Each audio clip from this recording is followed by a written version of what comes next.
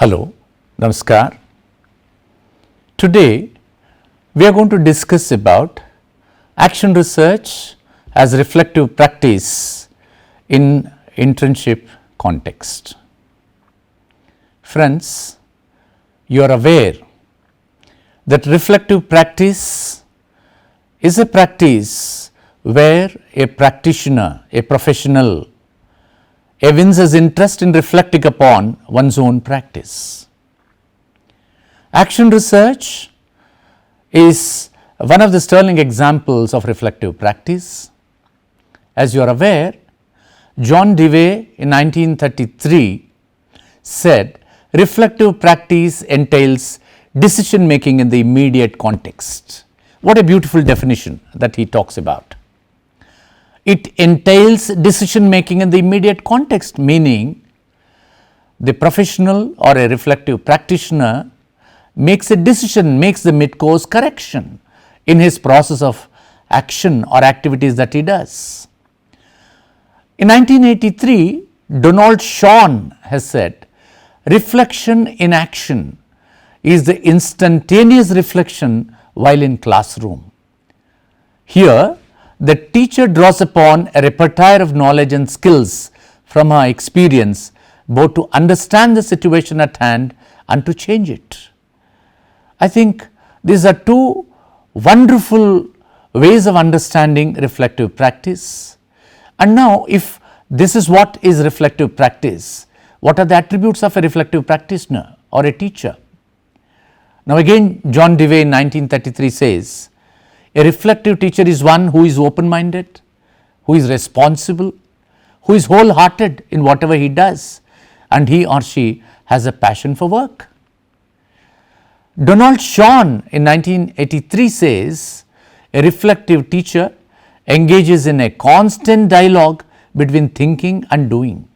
So, thought and action will have a continuous dialogue, and then one influences the other. According to Cole, G.A. in 1997, he says, a reflective teacher critically inquires into one's own practice and is self-directed.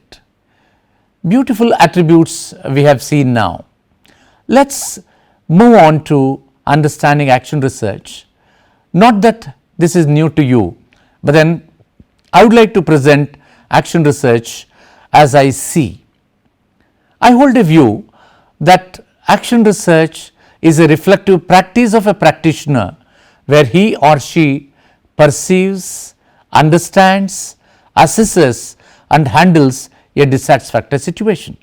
With this, the dissatisfactory situation will be minimized or satisfactory situation will be maximized. So, now what I mean by this is, there is a dissatisfaction that is bothering a practitioner, and he or she will have to eventually think of minimizing the dissatisfaction. For that, they will have to be very systematic in understanding their problems, and this is what action research is about.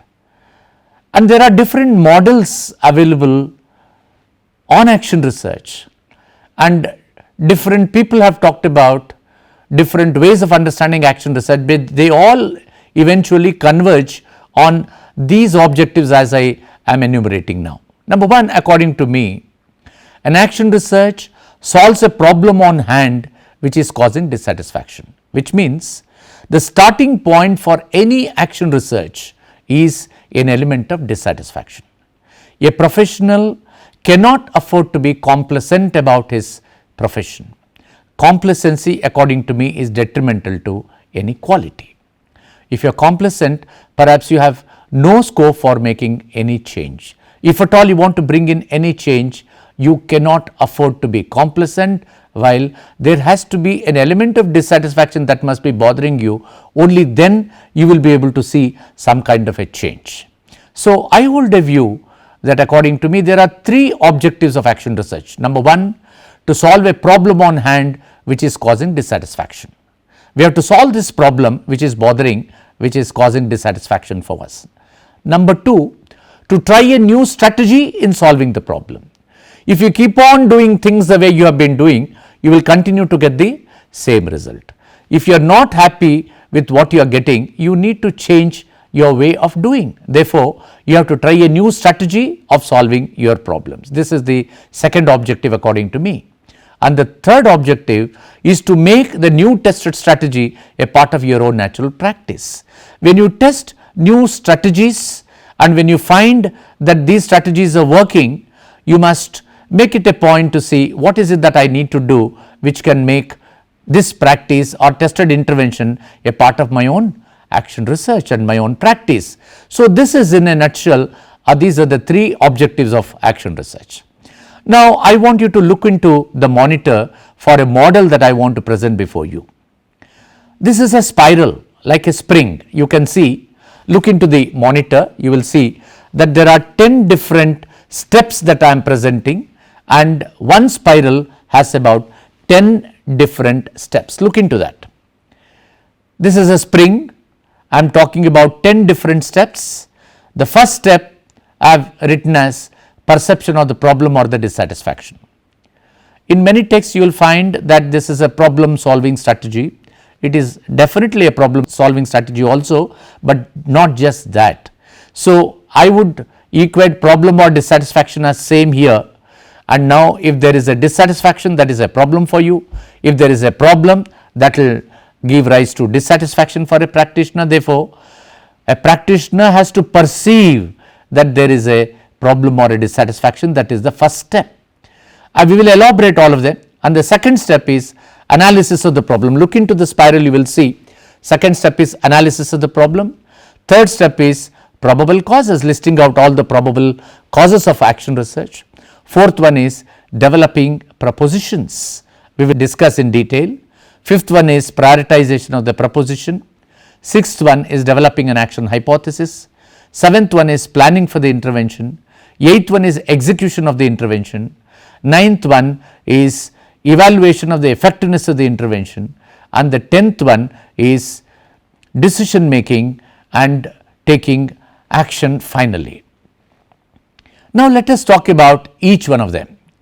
And friends, you may think that in most of the models that you must have seen, there are maybe 4 or 5 different stages, and here you are finding 10. Let me tell you, it is very simple to understand, very easy to follow. One has a link with the other.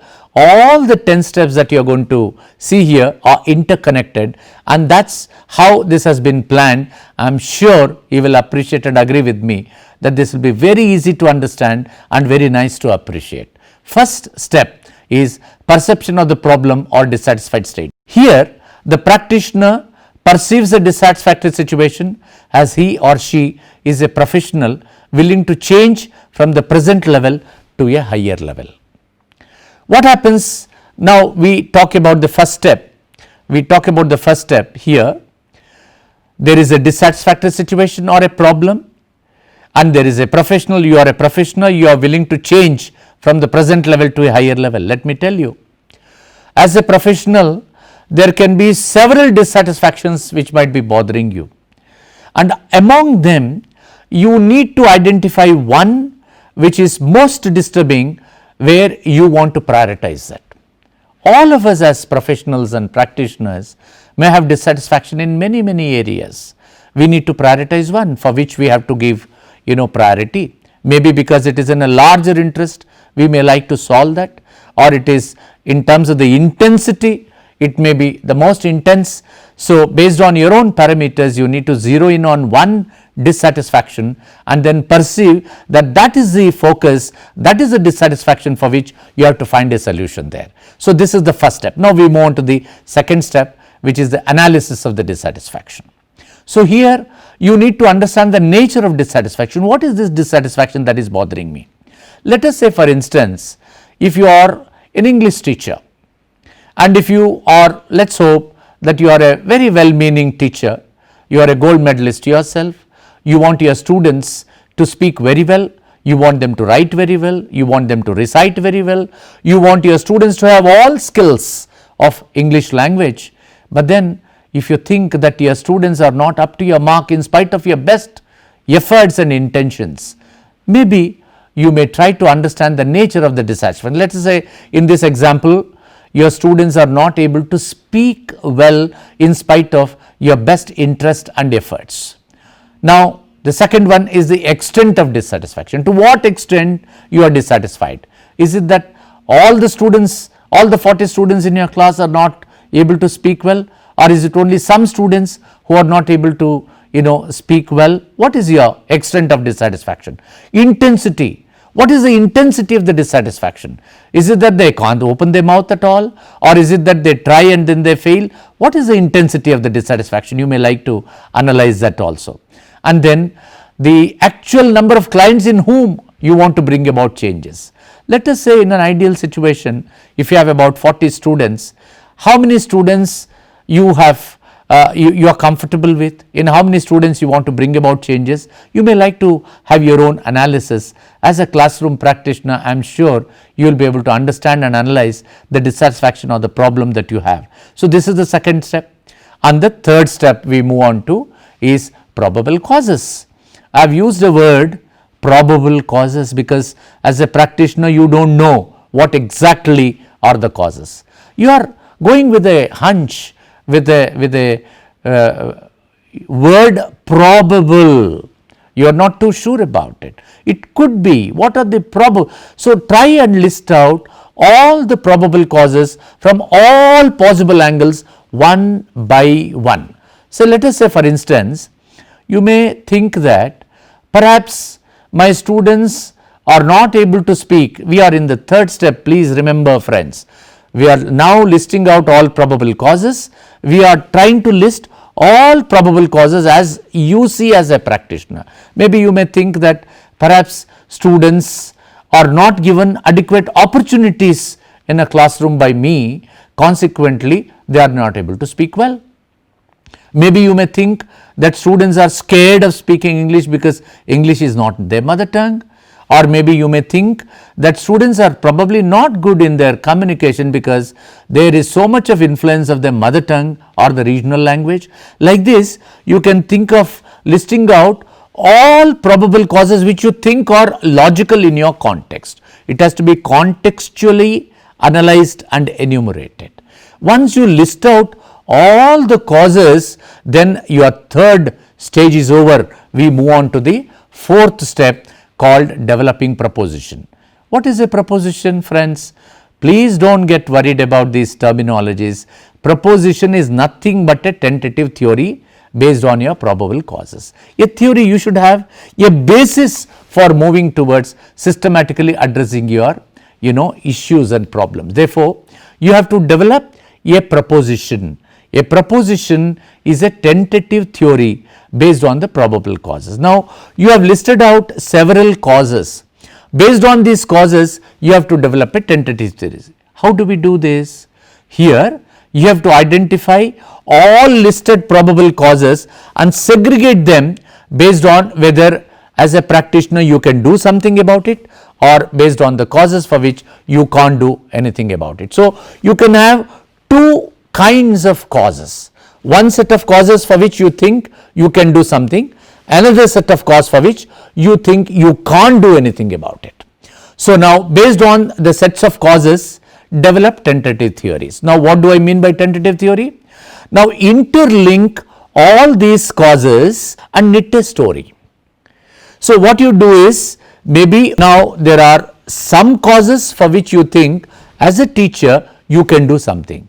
There are certain causes for which you can't do. Say for instance, if you say this is not the mother tongue of a child, true, English may not be the mother tongue of a child, so you can't do anything about it. And you may also say that perhaps there is no support from the family. Quite possible that the child might not be getting any support from the family members. You can't do anything about it. If you have said that perhaps the time that you are giving is too less in a class, in an English class, you have very less time given for the children to talk. Could be that is a cause for which you can do something as a teacher. Therefore, when you segregate these causes, one set of causes for which you can do something, another set of causes for which you can't do anything. Now, take one set of causes for which you can do something, try to knit a story. How one cause must have led up to the other cause, probable causes, and using all these probable causes for which you can do something, try and link and build a story. Now, in this process of building a story, perhaps you can go into much deeper levels of going into the problem. Now, what you are seeing is only the symptom. When we are talking about identifying these probable causes, these are the symptoms. Symptoms are not the causes. Now, until and unless we go to the cause, perhaps finding out a solution is difficult. Therefore, let us prepare one proposition based on those causes for which I can do anything, another set of causes for which I can't do anything. Therefore, I can have two propositions. There is also a possibility that you may have all those causes for which you may think that only I can do something, there is nothing which I cannot do. So, then in that case you will have only one proposition. Therefore, you can have one proposition or two propositions. So, in most of the cases there is a possibility that you may have two propositions is what I have talked about. Now, we move on to the fifth stage. This is prioritization of a proposition. Now, what is this? Logically you can understand, when we have two propositions, one proposition is based on the causes for which I can do something, another set of causes for which I can't do anything, it is quite obvious that you have to prioritize that proposition for which you can do something. It is quite logical. So, among the developed proposition, only one proposition needs to be prioritized action hypothesis, because you have to develop action hypothesis based on that propositions. Therefore, you will identify that proposition or the story for which you can do something. Now, based on this, you have to move to the next step, that is the development of an action hypothesis, and this should have a basis. Therefore, you have to develop the proposition there, and you have to prioritize your proposition. Now, we have come to the sixth stage called developing an action hypothesis. Now, in an action research context, we talk of only action hypothesis and no other kind of hypothesis. What is an action hypothesis? In an action hypothesis, you talk of a problem and you say, for this problem probably this would be the best solution. It is an activity where you try to match a solution to a problem. So, you talk about the problem and you talk about a probable solution and you link them. So, it is a statement of conjecture where the proposed intervention is stated as capable of minimizing the problem or elevating the situation from a dissatisfactory situation to a satisfactory condition. That is what an action hypothesis is about. So, in this case, now when I say an action hypothesis, probably you may say that by changing my teaching methodology and where I provide more opportunities for the learners, I should be able to bring about change in enabling students to speak better, can be an action hypothesis. Make it crisper, but then the intent that I am trying to share with you. So, you develop one action hypothesis in one spiral. This is also very important. When we talk of action hypothesis in an action research context, it goes in spiral. As you know, a spring, it goes in a spiral. So, in one spring, in one spiral, you can have 10 steps that we are talking about. So, in each of the spirals, you can afford to have only one action hypothesis, not more than that, because the purpose is to test that whether it is capable or to what extent it is capable of minimizing the problem or elevating the problem situation. I will give you one example and a logic why we should not have more than one action hypothesis in one spiral. Supposing you have severe headache, you may try to use a homeopathy medicine and see whether it suits you. You may try to use an Ayurvedic medicine to see whether it functions. You may also use an English medicine. Let us presume that you have all the three taken, consumed, and your headache has gone. But now you do not know what must have contributed for minimizing or how much each one of them must have contributed. Therefore, you can't mix all of them. only one action hypothesis in one spiral, and then you test it and you test to what extent it is able to change the situation.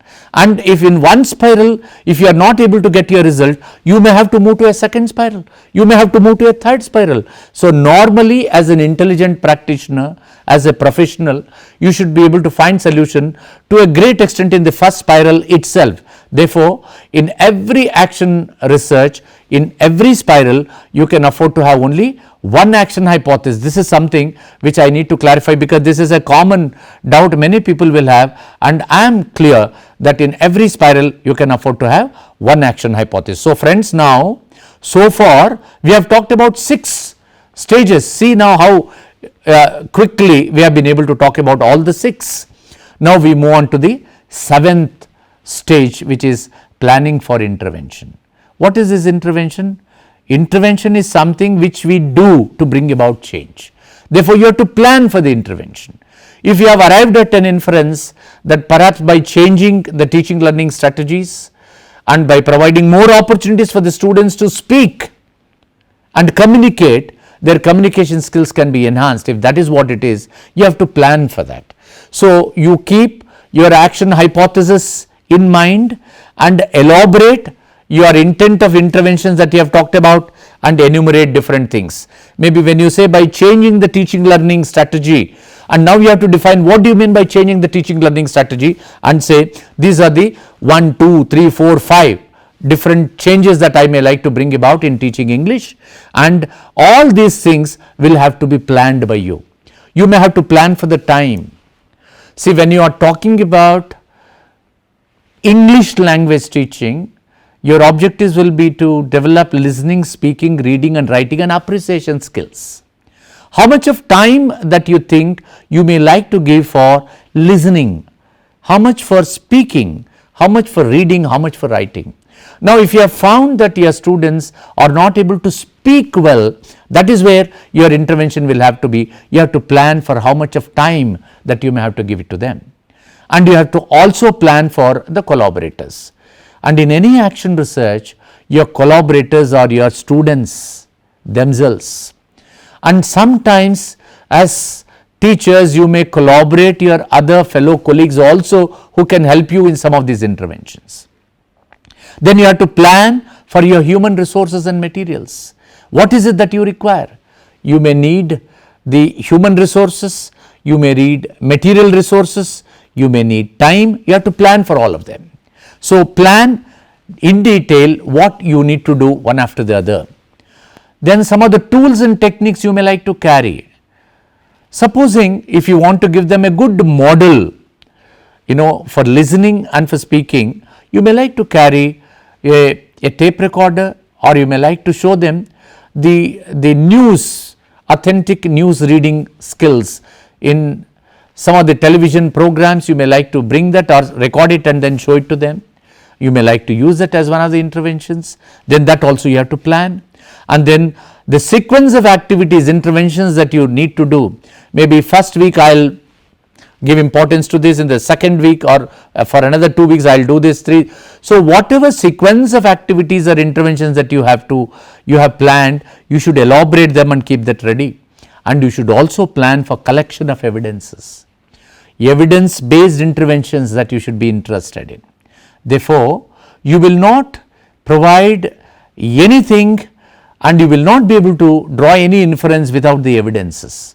Therefore, you have to work towards collection of the evidences or collection of data. You have to plan what kind of data that I am going to collect, how am I going to record them, how am I going to make use of all these things. So, this is about what we are going to do and planning.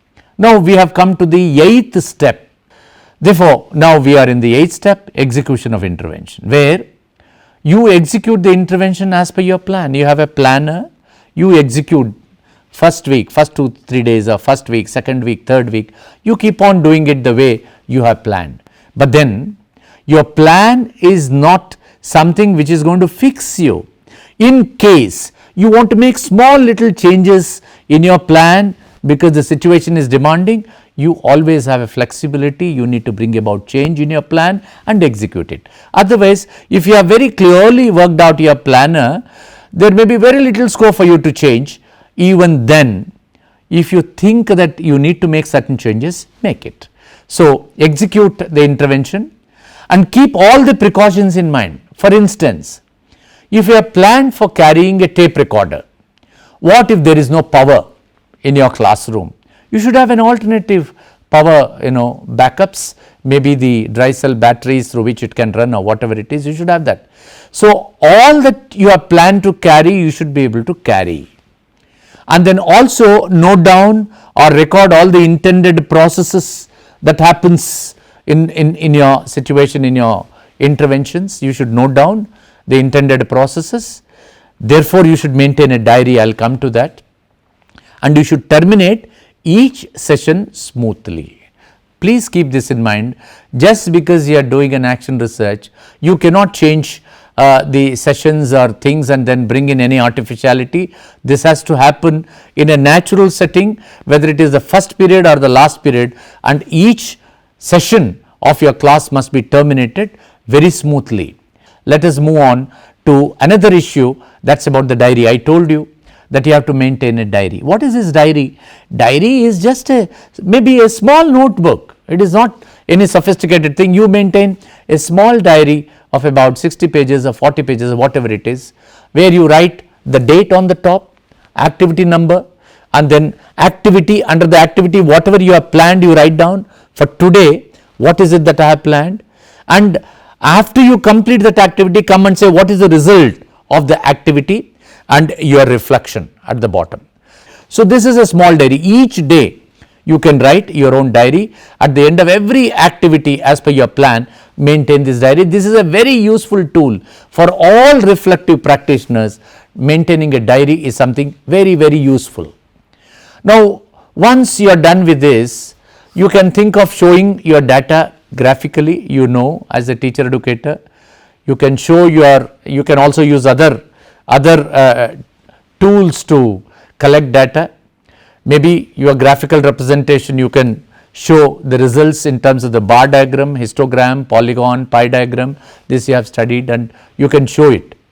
Now, we come to the 9th step, evaluation of the effectiveness of the interventions. Now, we have a responsibility to objectively evaluate how effective our interventions have been. Let me tell you, in an action research context, evaluation is not the last thing that happens. No. Intervention and evaluation, they go together hand in hand. Every day you are maintaining a diary, and then you are providing the next intervention, you are maintaining a diary. So, analyze the diary in small bits to see any change. Using your own graphical representation, you can see the changes yourself very clearly. It is very important, and diary can be a very, very powerful tool for an action researcher. And let me tell you, in an action research context, when we talk of evaluation, descriptive statistics are sufficient.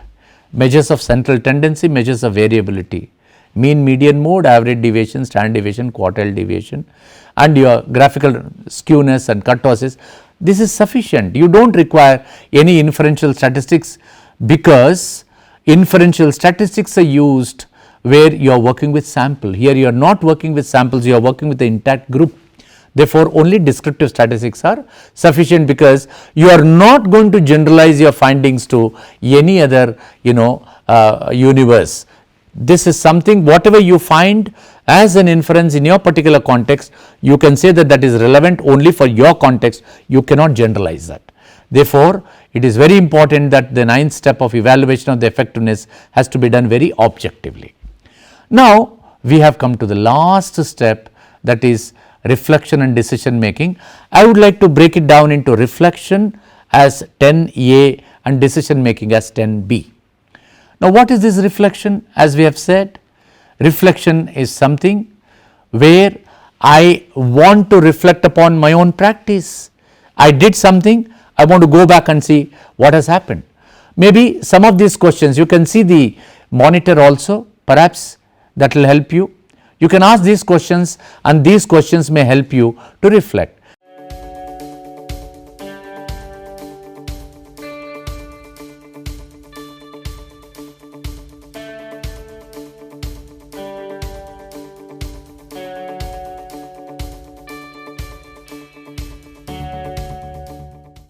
Then we have the last segment, 10.B is the decision making. You need to take decision about your practice.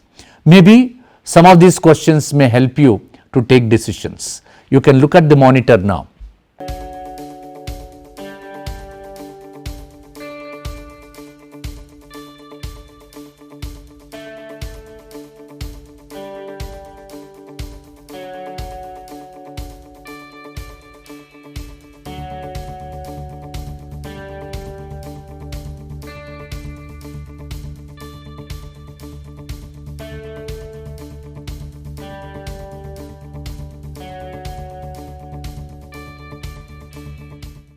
So friends, spiral 2, if you are not happy, if you are not satisfied, if you are not fully happy by the first spiral outcomes, you may have to move to the second spiral. This will start afresh with the dissatisfied state. You have to state your dissatisfaction afresh, and all the steps will follow in spiral 2. Please remember that. Now the spirals will go on till the practitioner is not satisfied by his or her efforts. Therefore, it is a reflective practice. Thank you very much.